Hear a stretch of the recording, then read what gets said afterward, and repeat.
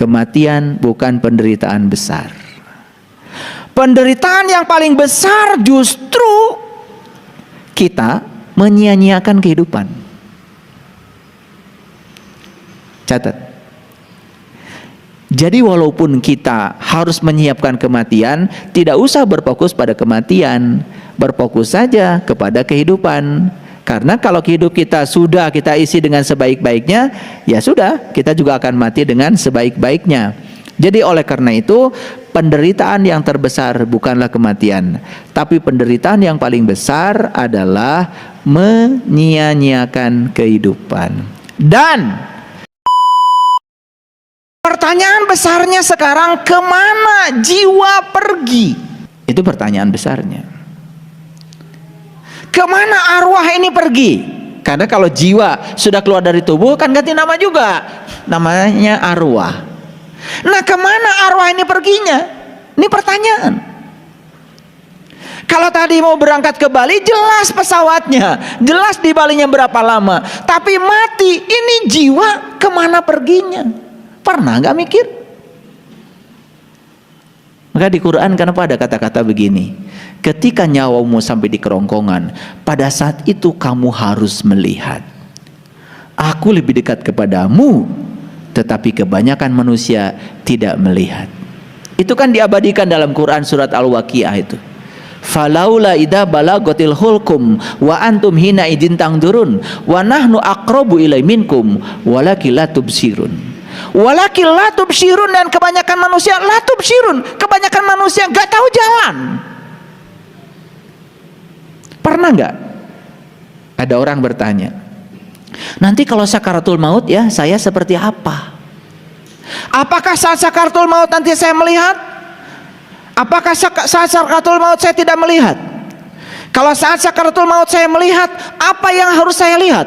Dengan mata mana saya harus melihat? Pernah nggak ada orang nanya begitu? Nggak ada. Nggak ada. Detil-detilnya seperti itu nggak pernah ada orang nanya. Mohon maaf, saya waktu belajar spiritual, pertanyaan abadi yang ada dalam diri saya itu, saya nanti kalau mati, apakah saya dalam keadaan melihat? Apa yang harus saya lihat? Dengan mata mana saya harus melihat? Karena itu alamat. Kalau mati dalam keadaan buta, kata Quran, waman kana fi hadhihi a'ma wa huwa fil akhirati a'ma wa adallu sabila. Barang siapa yang buta di dunia, lebih buta lagi di akhirat. Gak lihat di dunia, gak lihat di dunia, di akhirat. Aneh kalau orang mengajarkan, katanya melihatnya nanti aja di akhirat. Padahal ayatnya jelas mengatakan siapa yang tidak lihat di dunia tidak akan lihat di akhirat. Pertanyaannya, apa yang harus saya lihat? Tentu saja kampung asal kita, tentu saja alamat kita. Alamat kita apa? Alamat kita adalah Allah. Karena kita asal dari Allah, kembali kepada Allah. Alamat kita adalah Allah. Nah, jiwa ini istilahnya banyak. Saya menemukan dalam bahasa Sanskerta, jiwa itu jiva. Saya menemukan dalam bahasa Inggris soul. Saya menemukan dalam bahasa Jerman soul. Saya menemukan dalam bahasa Yunani psyche. Makanya psikologi. Nah itu. Jadi aneh ya. Ada ilmu tentang jiwa, ada dokter jiwa, ada rumah sakit jiwa, padahal jiwa teka tingali. Gak apa-apa, gak usah usil. Nah, dalam bahasa Arab jiwa itu disebut al-nafs, nafs. Dalam bahasa Ibrani nefesi, nefesi itu dari nafs juga. Nah, kok dalam bahasa Arab ini kok kata jiwa jadi nafs, nafs, nefesi. Ini dekat banget dengan bahasa Indonesia, nafas. Hebat ya? Itu. Makanya sebetulnya ya, ada nafas itu sering dikaitkan dengan nafsu. Ada nafsu birahi, ada nafsu amarah dan lain-lain. Nafs.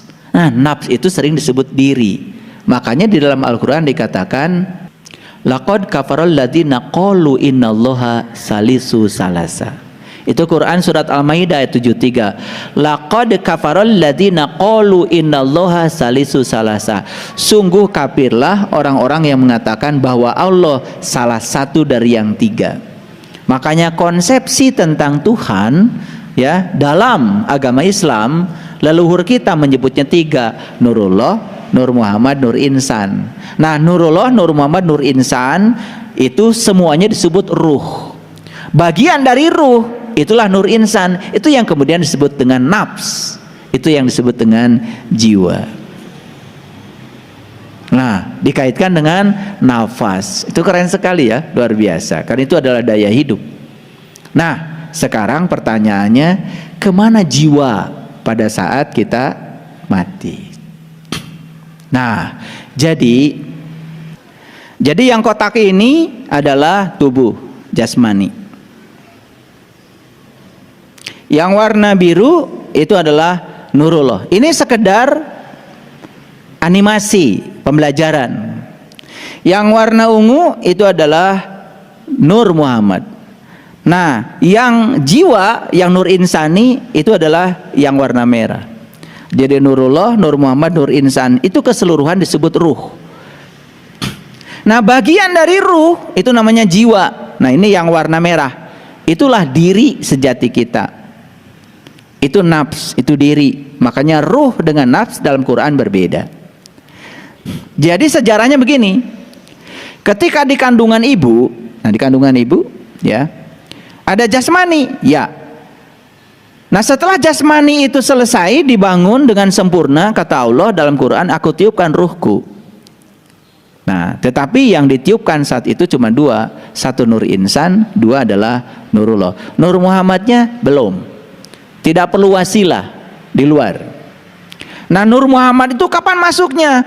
Itu tepat pada saat kepala nongol. Nah begitu lahir ke alam dunia, tubuh jasmani sudah sempurna seperti ini, ruh sudah ditiupkan lengkap. Ada Nurullah, Nur Muhammad, Nur Insan. Nah pada saat kita tidur seperti ini, nah Nur Insan itu keluar. Nah Nurullah dan Nur Muhammad tinggal di dalam diri, tinggal dalam diri. Makanya hati-hati kalau tidur. Makanya begitu bangun dari tidur ya bersyukur, ya Nur Insan balik lagi. Kalau tidak balik lagi ya itu ya kehilangan sukma. Jadi walaupun bernapas, kalau kehilangan Nur Insan ya tidak menjalani kehidupan. Nah makanya ketika sudah bangun Nur Insan balik lagi. Nah ketika mati, nah ini mati. Kalau mati dalam keadaan tidak tahu jalan pulang, Nur Insan ini ditinggalkan dalam tubuh, Nurullah dan Nur Muhammadnya keluar. Nah inilah mati dalam keadaan yang sangat mengerikan. Nah ketika kita mati harusnya begini, Nurullah, Nur Muhammad, Nur Insan gumulu meninggal, keluar semuanya, sehingga tubuh ini kosong.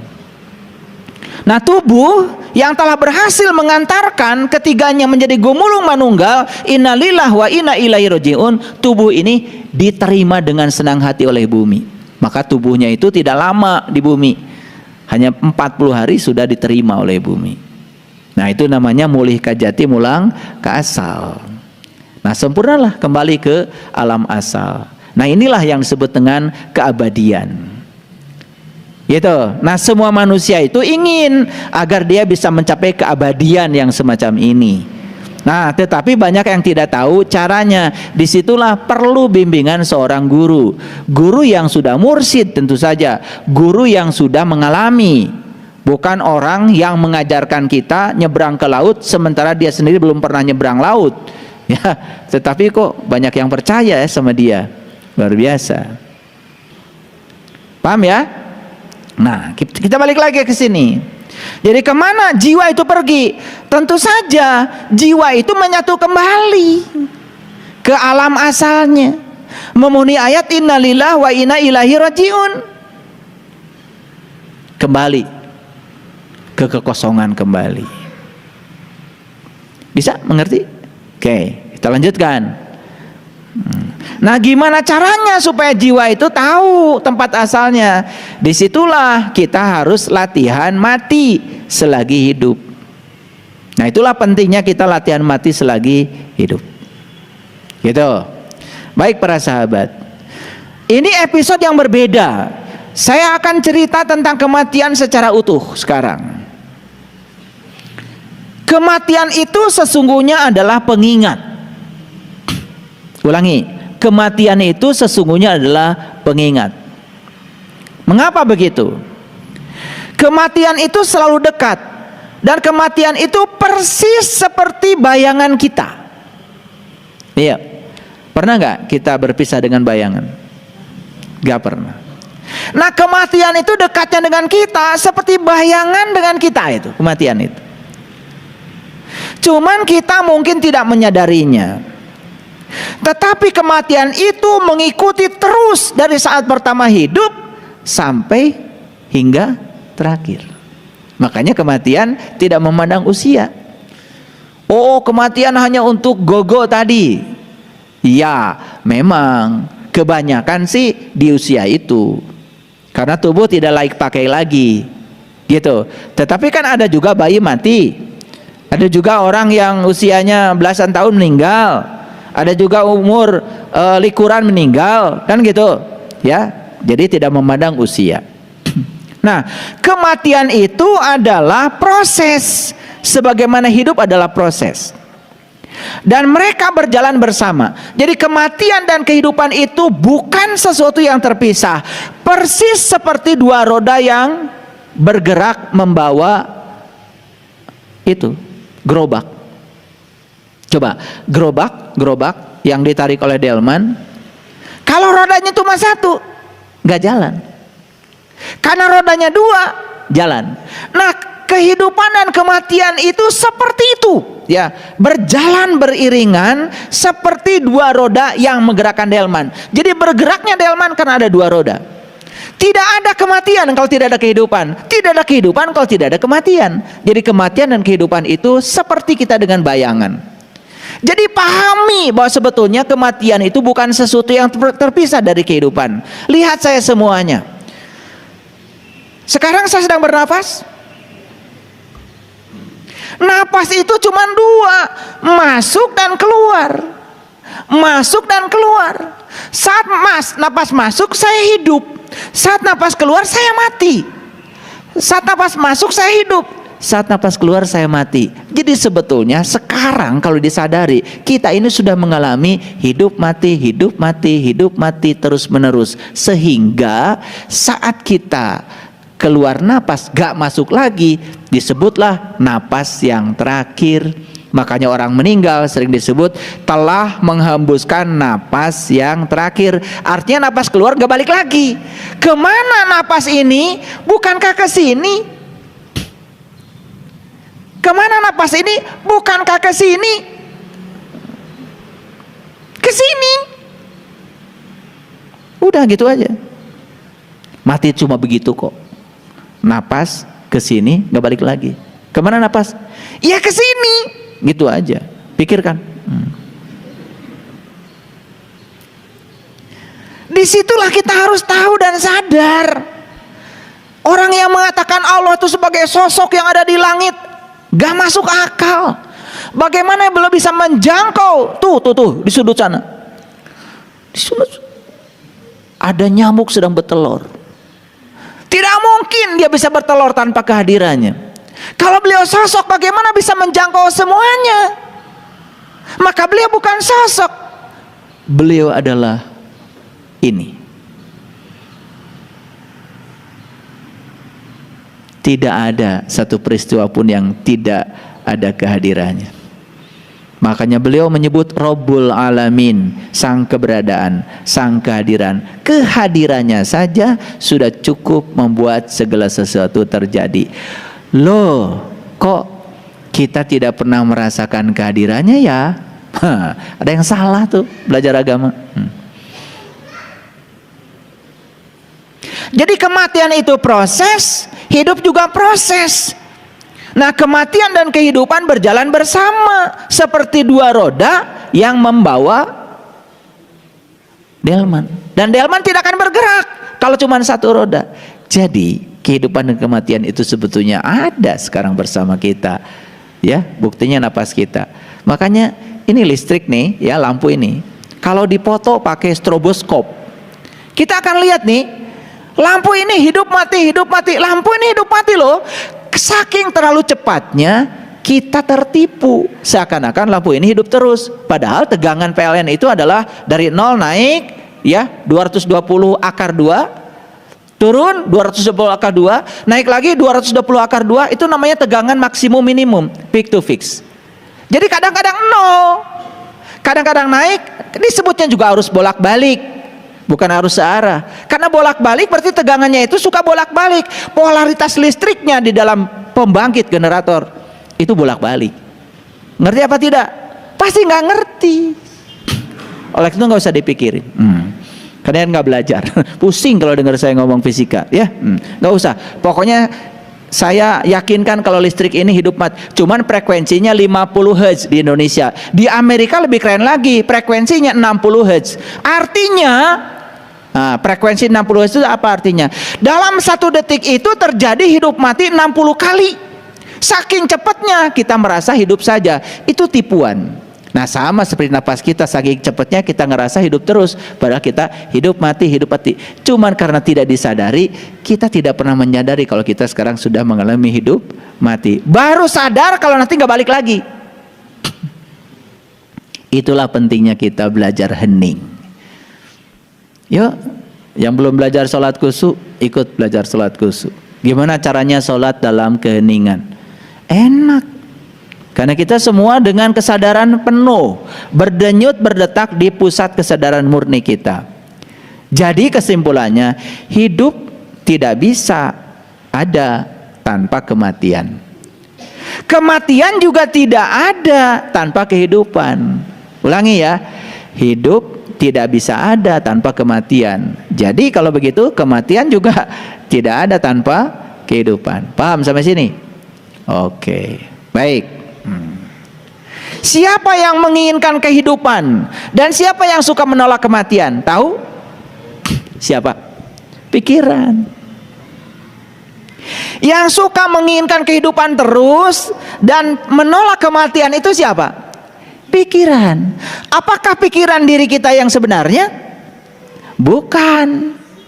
Kita itu bukan pikiran, kita juga bukan tubuh. Kita yang sebenarnya adalah kesadaran. Makanya orang yang hidupnya dikendalikan oleh pikirannya, tidak pernah dikendalikan oleh kesadarannya, maka yang terjadi dia didominasi pikiran. Nah pikiran itu pengennya hidup seumur-umur, gak mau mati. Makanya pikiran itu gampang sedih. Ketika hidup senang banget, ketika mati sedih banget. Siapapun orang yang masih dikendalikan oleh pikirannya tidak akan keluar dari siklus itu. Sedih banget, gembira banget. Sedih banget, gembira banget. Itulah benar salah. Itulah baik buruk. Buatan siapa? Buatan pikiran. Jadi oleh karena itu maka kita harus belajar untuk mengendalikan pikiran. Tuh pentingnya kita belajar meditasi, kita belajar hening cipta. Sesekali kita belajar memberikan waktu pada pikiran untuk istirahat. Sampai di sini mengerti? Ya. Jadi siapa yang menginginkan kehidupan terus-menerus? Pikiran. Siapa yang suka menolak kematian? Pikiran. Nah sepanjang orang dikendalikan oleh pikirannya, siapapun yang mati dia tolak. Maka keluarlah bahasa-bahasa yang aneh-aneh. Innalillahi wa inna ilaihi rajiun. Turut berduka cita. Siapa yang berduka cita? Pikiran. Apakah itu dirimu? Bukan, itu diri palsumu. Kalau orang yang berkesadaran, gak gitu doanya. Semoga almarhum almarhumah pulang dengan sempurna dalam liputan cahayanya yang agung. Memenuhi ayat innalillahi wa inna ilaihi rajiun, asal dari Allah kembali kepada Allah. Jadi orang yang cerdas itu cara berdoanya juga beda. Nah, ketika seseorang itu menolak kematian, berarti dia sedang bertentangan dengan hukum alam. Keinginan untuk hidup terus ternyata bukan hanya dimiliki manusia. Hampir semua makhluk hidup ingin hidup terus. Sebetulnya pohon itu takut mati. Pernah ngobrol sama pohon? Takut mati. Makanya pohon itu suka ngomong, tolong dong saya disiram. Suka dengar gak pohon ngomong begitu? Mereka itu sebetulnya ngomong dengan bahasa mereka sendiri, cuman kita nggak ngerti. Itu yang namanya bunga di rumah itu ngomong kok, tolong dong saya disiram. Ketika ada daun-daun kering, dia bilang, tolong dong saya dirawat. Itu kalau pohon dirawat, daun keringnya diambil, yang kuning-kuningnya diambil, seneng banget itu pohon itu. Besok berbunga. Gitu gak kalian dengan pohon? Jadi siapa yang menolak kematian, berarti dia bertentangan dengan hukum alam. Ternyata semua makhluk di semesta ini pada dasarnya semua ingin hidup lama, termasuk pohon. Tetapi kalau pohon pengen hidup lama, pohon bisa dimaafkan, karena pohon tidak punya kesadaran. Tapi kalau manusia itu pengen hidup lama, tidak siap mati, selalu ingin melanggengkan kehidupan, kayak pohon. Ini akibat tidak punya kesadaran. Nah, disinilah lagi-lagi ya. Jadi lagi-lagi apapun yang kita pelajari ketika belajar agama, sebenarnya kan intinya meningkatkan kesadaran. Jadi kesimpulannya manusia itu harus terjaga. Jadi kita ini sekarang harus merasakan kehadiran kematian itu, dan bisa dirasakan lewat napas kita. Nah, kenapa kita tidak merasakan? Karena kita terlalu berisik dalam kehidupan ini, tidak punya waktu untuk bisa memberikan jeda untuk kita hening. Jadi kesimpulannya, kematian dan kehidupan itu keduanya bersama. Persis seperti dua kutub ekstrim, tetapi itu satu energi. Hidup adalah kekuatan aktif, sedangkan kematian adalah kekuatan pasif. Dan hidup itu seperti listrik positif, kematian itu seperti listrik negatif. Dan keduanya tidak bisa dipisahkan. Begitu memisahkan listrik positif dan listrik negatif, lampu tidak menyala. Nah, bagi orang yang sadar, kehidupan dan kematian itu biasa. Ya biasa. Menjadi tidak biasa karena dibuat tidak biasa. Betul nggak? Pokoknya kematian itu dibuat sedemikian dramatisnya. Betul nggak? Bahkan ada banyak upacaranya. Betul? Kalau ada kematian, ambulan datang, upacara itu, upacara ini, dibuat dramatis. Dan hampir semua orang menganggap kematian itu sebagai sesuatu yang negatif. Jarang memandang kematian sebagai sesuatu yang positif. Disitulah perlu belajar agama supaya kita bisa memandang kematian itu sebetulnya adalah hal positif. Nah, oleh karena itu setelah dapat ceramah dari saya ini, kita menjadi tidak takut mati lagi. Nah, biasanya kalau dengerin khutbah kematian seperti ini, bergetar nggak? Bergetar nggak? Ada nggak dalam diri sekarang takut akan kematian? Ada? Awas, hati-hati ya. Takut kematian tidak akan membantu kita untuk mati pulang kepada Allah. Jangan takut.